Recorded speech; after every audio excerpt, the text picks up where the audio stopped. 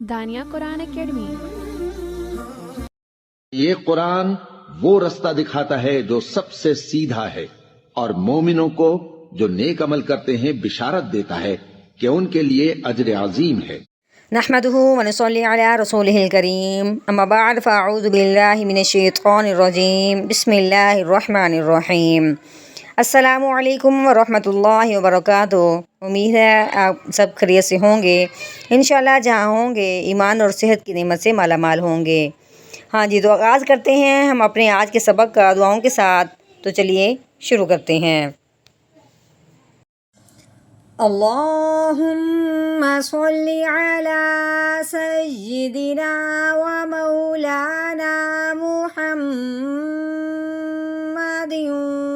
وعلی آل سیدنا وعلی آل سیدنا و مولانا محمد وبارک وسلم۔ رب اشرح لی صدری ویسر لی امری واحلل عقدۃ من لسانی یفقہوا قولی۔ رب زدنا علما رب زدنا علما رب زدنا علما۔ اعوذ باللہ من الشیطان الرجیم بسم اللہ الرحمن الرحیم۔ فالمدبرات امرا۔ فا کو لام کے ساتھ ملانا ہے، درمیان والا جو الف ہے اس کو نہیں پڑھیں گے، ٹھیک ہے۔ فا کو لام کے ساتھ کیوں ملانا ہے کہ لام کے اوپر کیا ہے، جزم آ چکی ہے، جزم آنے کی وجہ سے لام ساکن ہو گیا۔ جو بھی حرف ساکن ہوتا ہے وہ پچھلے والے کو اپنے ساتھ ملا لیتا ہے۔ اب ہم نے فا کو لام ساکن کے ساتھ ملانا ہے تو کیسے پڑھنا ہے؟ فا لام زبر فل، میم کے اوپر پیش ہے، میم پیش مو، فل مو، دال کے اوپر زبر ہے، آگے با مشدد ہے۔ مشدد کس کو کہتے ہیں؟ یہ جو تین دندوں والی لگی ہوئی ہے اس کو شاد کہتے ہیں۔ یہ شاد جس حرف کے اوپر آئے اس حرف کو مشدد کہتے ہیں، شاد سے وہ حرف مشدد بن جاتا ہے، اور مشدد حرف جو ہوتا ہے وہ ہمیشہ دباؤ، جماؤ اور ٹھہراؤ کے ساتھ پڑھا جاتا ہے۔ اب اس کا کیا مطلب ہے؟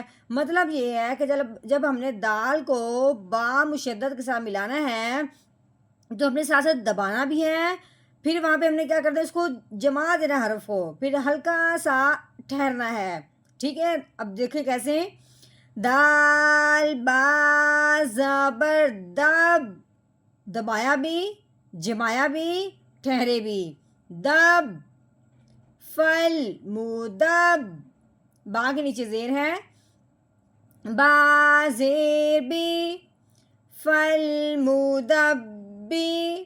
اب رو کے اوپر کھڑی زبر ہے، اب ہم نے کیا کرنا ہے کہ رو کے اوپر کھڑی زبر آنے کی وجہ سے رو کو ایک الف کے برابر لمبا کر دینا ہے، کیونکہ کھڑی زبر آئے یا کسی حرف کے نیچے کھڑی زیر ہو یا الٹا پیش ہو، اس حرف کو ایک الف کے برابر لمبا کیا جاتا ہے۔ تو کیسے پڑھیں گے؟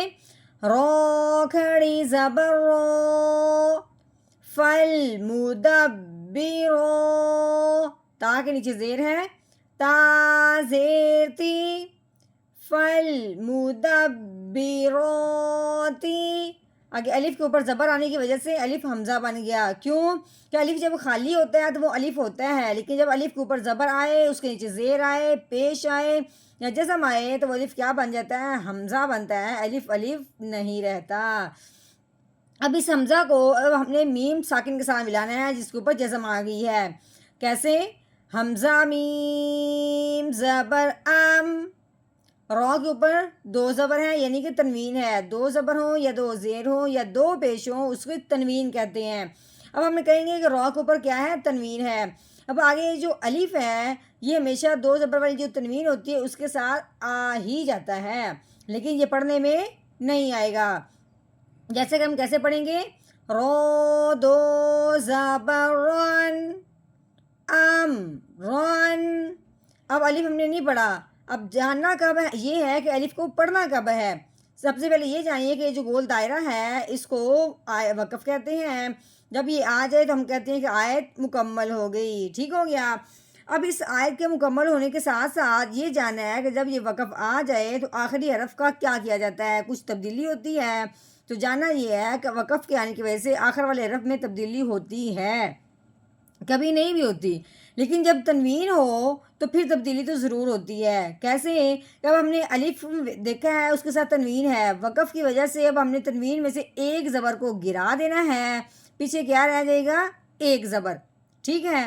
اب جب یہ ہم نے دیکھا کہ ایک زبر ہے تو پھر یہاں پہ ہمارے ذہن میں قاعدہ آنا چاہیے. کہ قاعدہ کیا ہے؟ جب الف سے پہلے زبر آئے، الف سے پہلے ایک زبر آئے تو اسے ایک الف کے برابر لمبا کر دیا جاتا ہے جس حرف کے ساتھ الف ہو. اب ہم نے کیا کرنا ہے؟ اب رو کو الف کے ساتھ ملاتے ہوئے ایک الف کے برابر لمبا کرنا ہے. ٹھیک ہے. کیونکہ اس کے اوپر جو زبر ہے وہ گرا دی گئی تھی. یہ تبدیلی کس وجہ سے ہوئی ہے؟ وقف کی وجہ سے. اب ہم نے کیسے پڑھنا ہے؟ آگے وقف رو. ٹھیک ہے. پہلے ہم نے کیا پڑھا تھا؟ رون. آگے وقف رو. فالمدبرات امرا.